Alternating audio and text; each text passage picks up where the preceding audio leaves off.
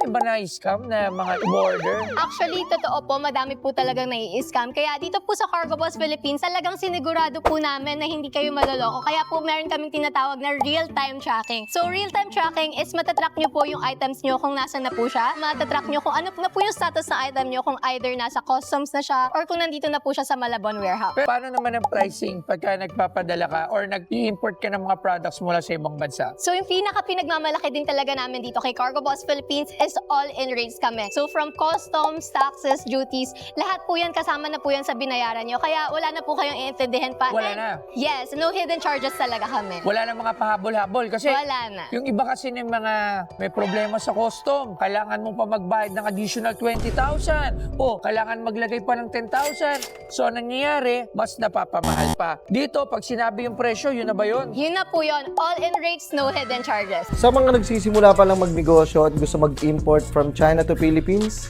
si Cargo Boss na ang bahala sa'yo.